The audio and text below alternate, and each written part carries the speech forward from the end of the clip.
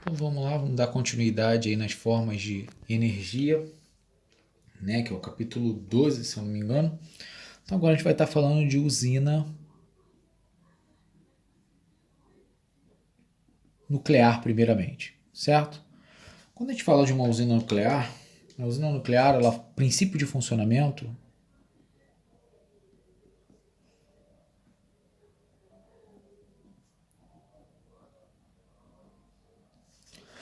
ele acontece de forma parecida, de forma bem semelhante ao que acontece nas termoelétricas.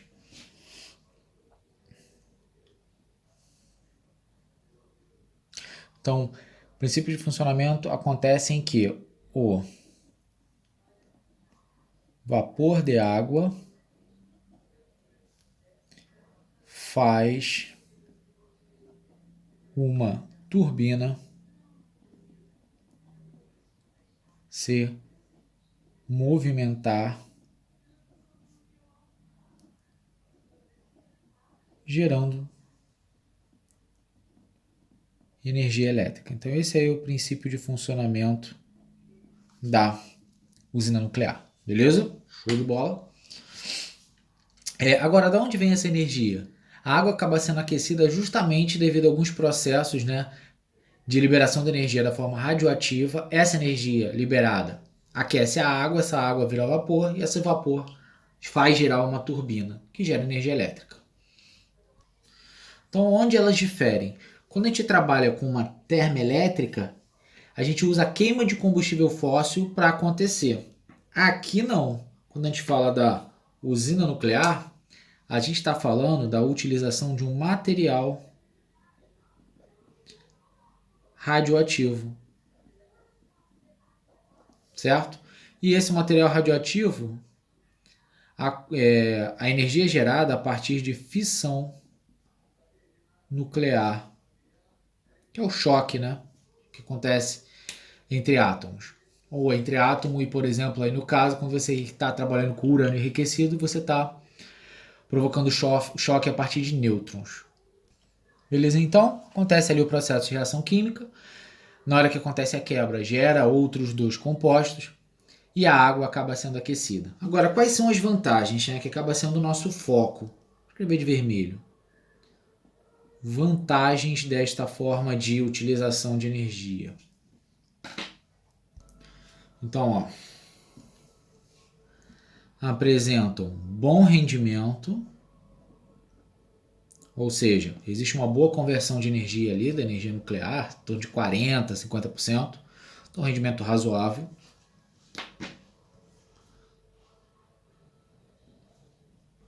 Outra característica que nós temos aí seria que ela funciona de maneira ininterrupta. Ininterrupta. Foi mal aí, acabou ficando feião aí. Mas funciona de forma ininterrupta, beleza? Outra característica importante que a gente tem é que não é necessário nenhuma condição geográfica, ou seja, não precisa de uma geografia específica, certo? Então essa característica é importante. Outra característica é que não libera CO2, né, quando comparado com a queima, CO2 e outros compostos que prejudicam o meio ambiente. Só tomar um cuidado que eu vou estar comentando agora nas desvantagens, tá?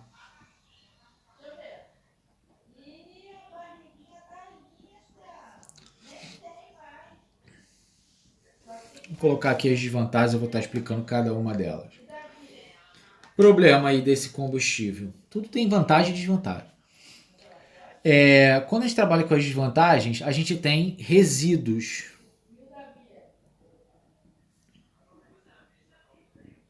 nucleares. Esses são complicados. Eles não geram no seu processo, mas geram lixo nuclear. Esses resíduos nucleares, eles são bem complicados até para poder se trabalhar, tem que ter uma forma de armazenamento, porque liberação de material radioativo causa sérios prejuízos ao meio ambiente, mas na verdade não está associado ao processo, e sim ao que sobra, tá? Então os resíduos nucleares são complicados. A energia, ela é cara para ser produzida, né? Não é fácil, não é barato. Então isso é um complicador. E aqui é o principal. Acidentes causam grande prejuízo. Beleza? Então isso é um fator importante, porque se de um acidente nuclear, a gente já viu vários, né? Chernobyl e outros importantes aí. Beleza?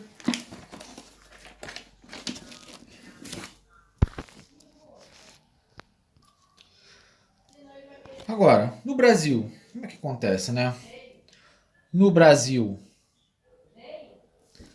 ele utiliza 2 a 3% de energia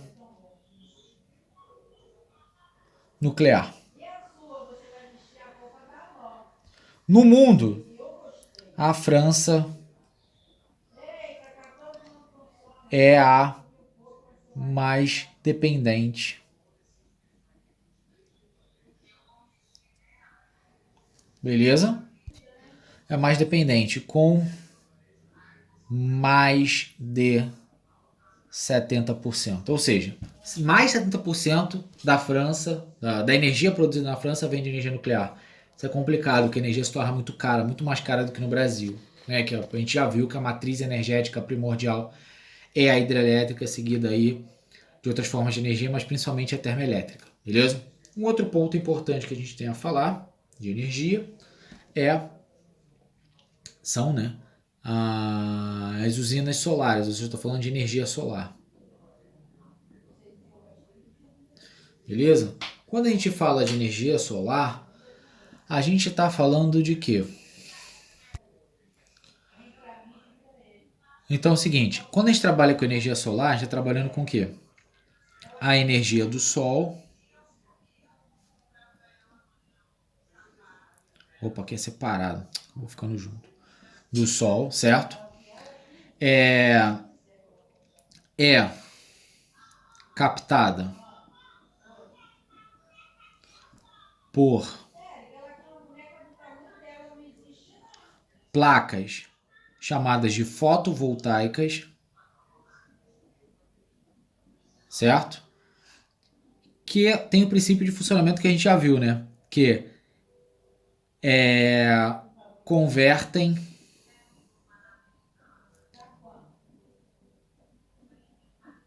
convertem energia solar em elétrica. Como elas convertem, Eric? Essas aqui vão converter através do aquecimento da água, o vapor passa por uma turbina, essa turbina gira e cria energia elétrica. Algo que a gente já viu exaustivamente aqui, como a nuclear e a termoelétrica. Beleza? Sempre tem a presença de uma turbina. Até a hidrelétrica tem, mas a hidrelétrica é direto a partir da força das águas. Por isso que é uma energia mais barata depois de construída. A hidrelétrica é cara, como a gente já viu, para a construção, gera alguns prejuízos ambientais na instalação. Então, quando a gente trabalha com as vantagens, a gente tem, primeiro, energia renovável. A gente tem o sol aí, né? Renovável. Beleza? Então é uma energia aí que permite a produção contínua. O sol está sempre liberando através do processo de fusão nuclear, né? O sol funde átomos de hidrogênio e gera um átomo de hélio. Essa energia aqui ela é renovável, né? Tá sempre o sol disponível aí. A manutenção é pequena, não tem grandes manutenções aí nessa forma de energia, certo? E apresenta grande custo-benefício. Em que regiões? Tem regiões aí que é muito complicado você ter outras formas de energia, né? Então você coloca a placa solar, tem sol em todo lugar da Terra, coloca a placa solar que capta grande quantidade de energia. Óbvio, tem lugares muito extremos que o sol aparece 6 meses direto, depois à noite direto, né? Que a gente vê, principalmente aí, ele está trabalhando com os polos, aí já é mais complicado. Mas de forma geral, apresenta grande custo-benefício para regiões mais isoladas. Tranquilo? Agora, e as desvantagens?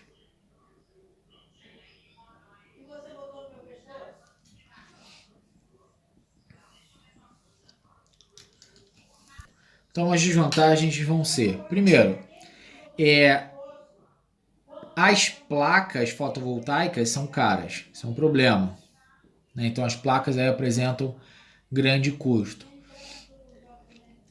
Pouco rendimento, ao contrário do que acontece antes, rendimento não é tão bom, né? Eles não convertem grande parte de energia solar, converte só uma pequena parte.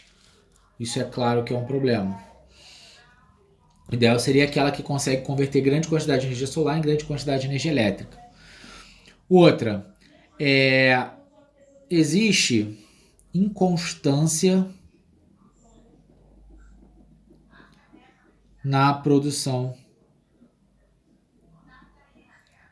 de energia. Por que existe inconstância? O Sol não está 24 horas, né? O Sol aparece, ele depende de fatores climáticos. A presença de uma nuvem já atrapalha um pouco a captação dessas placas, certo? Então tem efeitos ali como nuvem, chuva e neve, quando tem países que existem aí, que é um agravante. Outra característica aí, além dos fatores climáticos, vou colocar aqui como sendo climáticos, não produz à noite. Eu vou até colocar esse tópico separado. Beleza? Produz à noite, não tem como, não tem sol. Um grande problema aí dessa forma de energia. Só falar rapidamente aí, o Brasil, ele tem uma possibilidade de captação de energia solar absurda, né? É um país tropical, o sol incide com força, né? Então, o potencial é absurdo e foi percebido. Então, o crescimento de uns 15 anos para cá tem sido acima de 10%, né? Em relação ao que a gente já está usando de energia solar. Então, é uma fonte de energia aí que no futuro pode ser bem desenvolvida. Né? A gente pode aproveitar bastante coisa devido à nossa vantagem, né? De ter uma grande área, o sol incidente ali, grande parte. A gente não tem a presença de neve, por exemplo, sol o ano todo. Então, se eu for olhar, por exemplo, da região sudeste para cima, isso seria uma vantagem absurda. O sul ainda neva, ainda tem uns problemas ali para essa produção de energia. Mas o Brasil como um todo seria bem interessante e está começando a crescer bastante, tá? Então, aquele abraço, até a nossa próxima aula que a gente já está focando mais em energia.